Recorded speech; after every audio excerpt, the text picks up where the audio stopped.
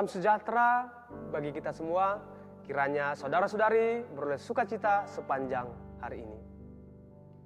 Kita akan bersekutu dengan firman Tuhan. Sebelum kita bersekutu dengan firman Tuhan, terlebih dahulu kita bersatu di dalam doa. Kita berdoa. Terima kasih Tuhan untuk anugerah yang senantiasa melimpahi kami. Engkau memberikan kami kesempatan untuk melanjutkan kehidupan kami di pagi hari yang indah ini. Kami mau bersekutu dengan firman-Mu. Kiranya hikmat dan pengertian dari Tuhan yang menyertai kami, agar kami dapat memahami dan melakukan firman-Mu di tengah-tengah kehidupan kami. Berfirmanlah Tuhan, kami telah siap untuk mendengarkannya. Dalam Kristus Yesus kami berdoa dan mengucap syukur. Amin. Saudara-saudara yang terkasih dalam Tuhan Yesus Kristus, renungan harian pada hari ini tertulis dalam Hosea 6 ayat 6. Saya akan bacakan untuk kita semua, demikian bunyinya. Sebab aku menyukai kasih setia dan bukan korban sembelihan, dan menyukai pengenalan akan Allah lebih daripada korban-korban bakaran. Demikian bunyinya.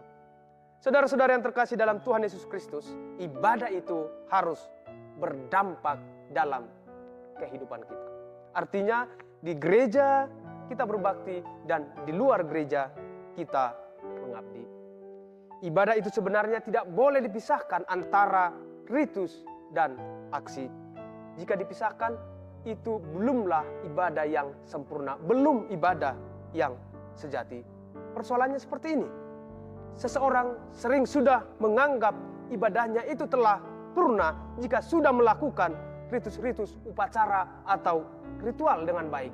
Misalnya memberikan persembahan, ikut dalam kor, dan lain sebagainya.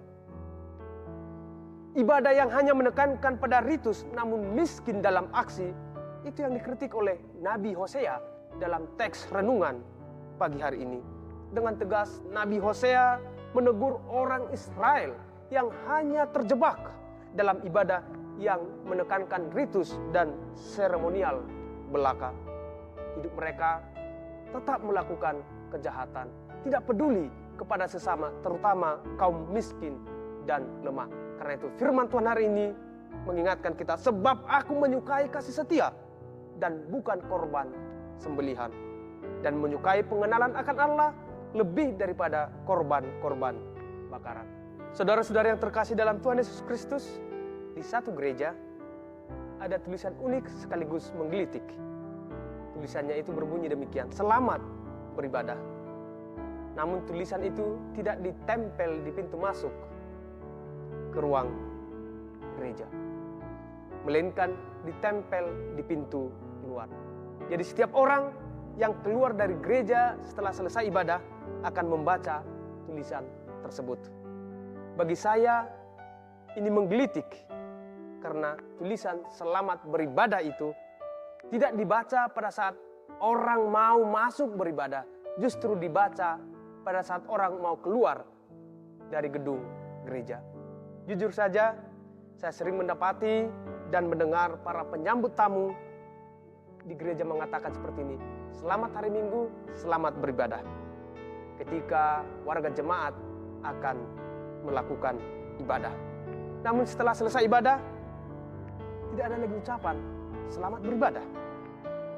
Saya pernah sengaja mengucapkan selamat beribadah kepada seseorang setelah ibadah Minggu selesai.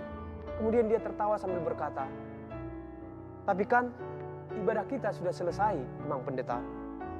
Saya pikir apa yang dikatakannya itu adalah mewakili pikiran kita. Barangkali kita juga memiliki prinsip yang sama dengan dia, bahwa ibadah itu telah selesai setelah amin amin dinyanyikan. Saudara-saudara yang terkasih dalam Tuhan Yesus Kristus, ada istilah liturgi setelah liturgi. Dalam tradisi gereja ortodoks, istilah liturgi setelah liturgi ini saling terkait satu dengan yang lain dan tidak terpisahkan. Yang satu mendahului yang lain, yang satu menguatkan yang lain. Ini disebut dengan liturgi kehidupan setelah liturgi ritual.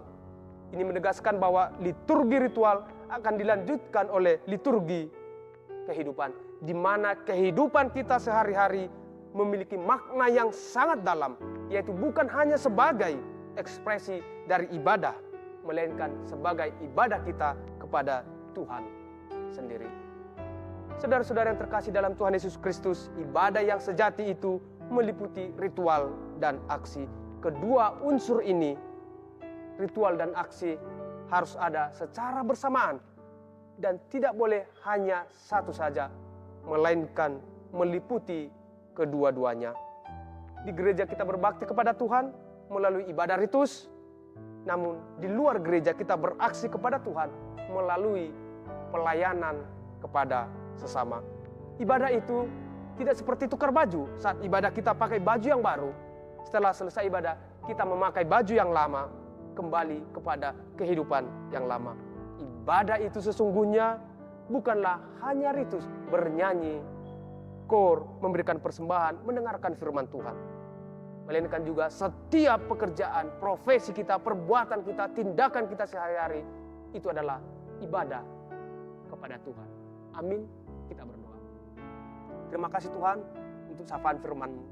Engkau mengingatkan kembali agar kami melakukan ibadah yang sejati di tengah-tengah kehidupan kami. Ibadah dalam ritus dan juga tindakan nyata melalui perbuatan kami. Kiranya Roh Kudus Tuhan yang menguatkan dan memampukan kami untuk tetap setia melakukannya dalam Kristus Yesus. Kami berdoa dan mengucap syukur. Amin.